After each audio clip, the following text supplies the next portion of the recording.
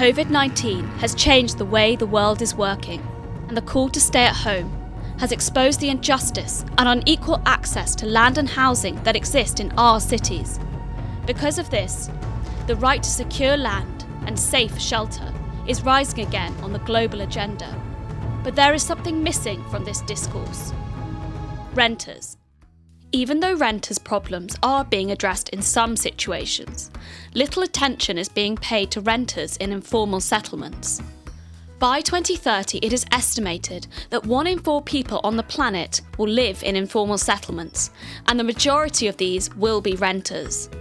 Previous research shows that land and shelter rights in informal settlements are much more complex than titling. It is best to understand this in terms of a continuum, from more secure tenure to less recognised ways of dwelling, often considered illegal.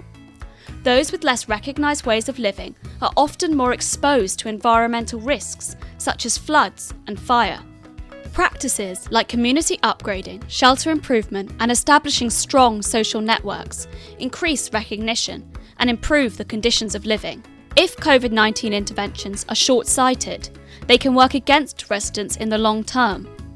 But if incorporated correctly into existing initiatives, they can represent an opportunity to create a more just future. A just future would mean residents have certainty to stay, political participation, individual and collective capacity to upgrade, as well as the capacity to cope with multiple risks. This research uses this continuum of land tenure as a starting point to understand the effect of different COVID-19 interventions on informal renters. It compares these impacts across different cities in order to understand broad trends.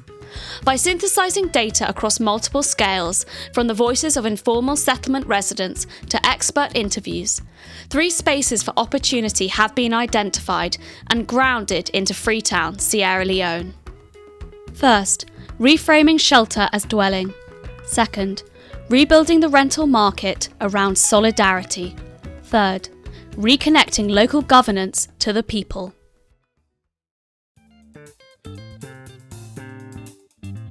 What does dwelling mean? It may not just be about a house to sleep, but it means your opportunities that you have when you live within that locality, or your connections with the rest of your life. Freetown City Council advises people to take precautions against COVID-19. But how do people stay home when they have to go outside to wash their hands? In the city's informal settlements, the majority of residents are tenants who access basic services like water and sanitation outside of their house. This makes their neighbourhood their home. Additionally, tenants are socially distanced from these services by accessing them through their landlord. This informal system works day to day, but when disrupted by a major environmental risk like COVID-19, it can leave tenants vulnerable to social and economic hardship. This burden falls disproportionately on women, who are often responsible for procuring food and water and providing childcare. The existing practice of in situ upgrading is a key strategy for combating environmental risks by improving access to services, key infrastructure and safe dwellings. The Mayor of Freetown has spoken publicly that with the spread of COVID-19, there is a need to accelerate the implementation of in situ upgrading under the Transform Freetown agenda. This would be an opportunity for COVID-19 interventions to improve living conditions in the long term. This has been the case in Nairobi, where COVID-19 has accelerated similar upgrading projects. The Makuru Special Planning Area was set up in 2017, but had since been neglected. But with rising fears around the pandemic and Nairobi's informal settlements, the government asked for the plans and immediately started the implementation. On the other hand, social distancing measures have highlighted the density of informal settlements across the world. As seen in South Africa, this perception has reinvigorated ideas around de-densifying informal settlements and relocating residents. The majority of people are at home, so it's like you see the overpopulation in the community. However, moving the house does not necessarily create a new home, because building a new economic and social environment is a long and uncertain process. Therefore, post-COVID, on the community scale, in situ upgrading remains the most just way of delivering safe dwellings for tenants. On the household scale, tenants have responded to COVID-19 induced rent crises by, first, relocating to their rural home, second, moving to relatives in the city, third, moving to the periphery of the city, fourth, moving to a cheaper place, and fifth, negotiating rent with their landlord. In Nairobi and Mumbai, residents see the city as a place to work rather than a place to live. COVID-19 has induced economic hardship and concerns, which has led to people migrating back to their rural home. In contrast, migration out of the city is not evident in Freetown. This might be because residents are strongly attached to their community and environment. This is particularly exemplified by the Cockle Bay community, which has undertaken a community action area plan. Notably, the document demonstrates a community approach to dwelling and the home, although it is missing the explicit inclusion of renters. To avoid returning to business as usual, first there needs to be a conceptual and practical shift from thinking of rental as shelter to understanding it as dwelling. In Freetown, this could be done by rolling out community action area plans which explicitly include tenants across the city. Second, political and economic structures which help tenants to build their dwelling also need to be created. This could be done by decoupling access to services from structure ownership and giving tenants agency to negotiate access to their services directly.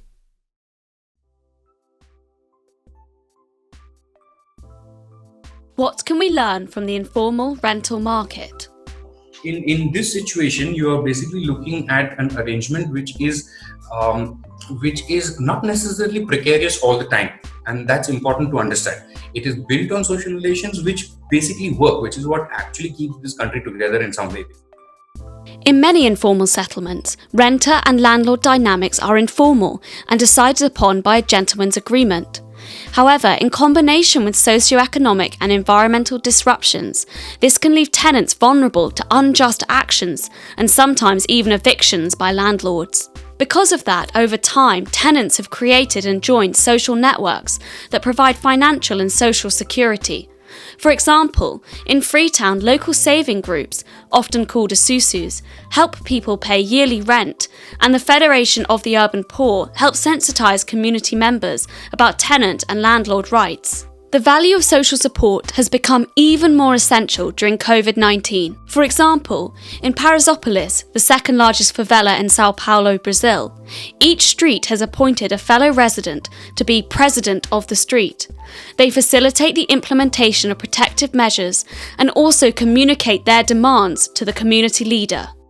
O modelo dos presidentes de rua, ele não vai precisar acabar depois da pandemia, ele só vai se fortalecer. Então, acho que a nossa maior legado é a nossa mobilização, a construção dessa rede de solidariedade em que um ajuda o outro. Similarly, on the ground in Cockle Bay, some tenants are struggling to pay rent because of the impact of COVID-19 interventions on livelihoods. This has been met with varying reactions by landlords. For example, some tenants experience great solidarity with their landlords. I consider my tenants as family, so I've decided to let them pay at their convenience, even if this means I'm going to struggle too. Others were afraid of being evicted by their landlords.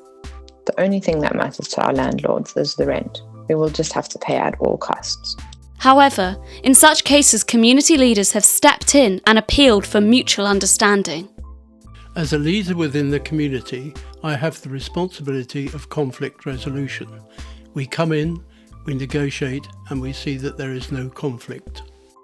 Thus, in this context, the flexibility of informal agreements, coupled with strong social support networks, has allowed for short-term renter resilience during the COVID-19 crisis. However, settlements in different contexts that don't have the same solidarity networks could learn from those that do, and a good example comes from G10 favelas in Brazil, who facilitate peer-to-peer learning between informal settlements on a city scale and across the whole country.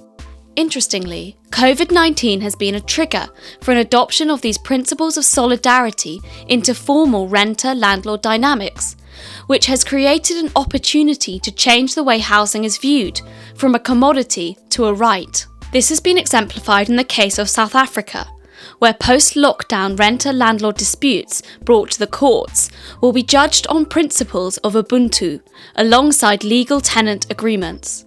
Therefore, in order to rebuild a more just rental market for informal settlements, existing solidarity practices must be recognised and encouraged where they exist, and created where they don't. Freetown's City Learning Platform, which already enables knowledge sharing at multiple levels ranging from individual, inter-community to inter-city scales, could be leveraged to create institutional recognition of community solidarity practices. Secondly, the role that the informal rental market can play in providing secure shelter should be institutionally recognised. Thirdly, the rental market needs to be mediated on principles of solidarity that fosters equitable landlord-renter relationships that are based on mutual understanding. Who is shaping the future? Our cities are like labs, testing new ideas, sometimes borrowed from different contexts. We already have very weak urban planning and governance systems, and if we don't go ahead or move with speed to shape new planning approaches, there's a risk that we may enter into a new era of exported ideas that may never work in this context.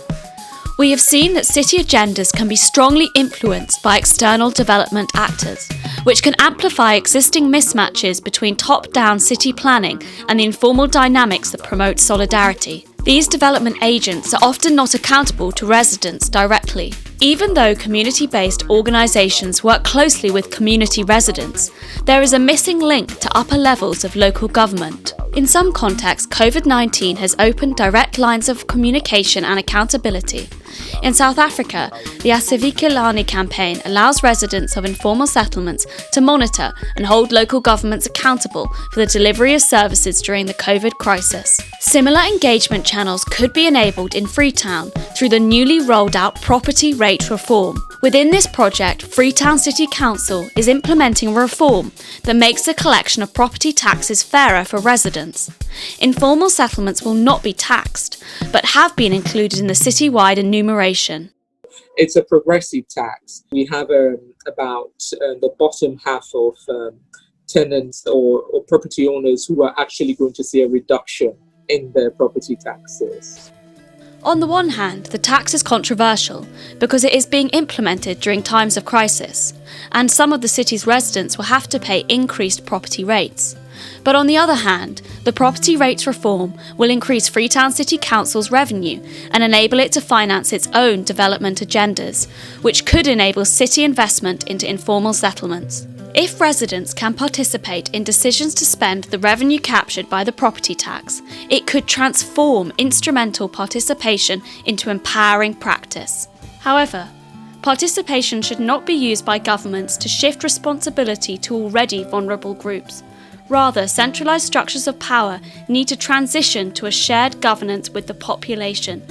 But this is not simple and demands a clear pro-poor attitude from the government. The national government of Costa Rica demonstrated this inclination by announcing a strategy focused specifically on informal settlements and their needs. The Protocol for Preparedness and Response against COVID-19 in Informal Settlements supports the development of city-scale plans by local governments, enabling localised responses in informal settlements by including the most vulnerable groups in the decision-making process.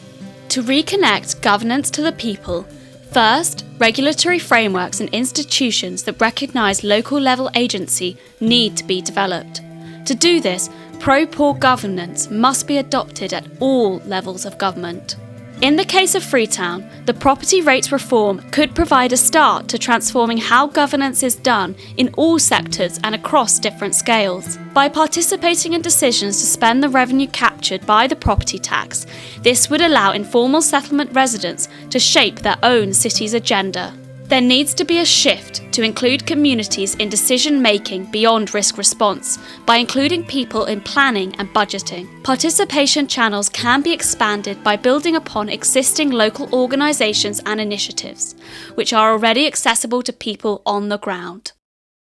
The global pandemic has made it clear that secure shelter equals dignity and protection in times of crisis. It has also opened up gaps that enable significant moves towards just and equitable access to land and shelter tenure security. To act on the opportunities presented by this crisis, we need to first rethink shelter as dwelling.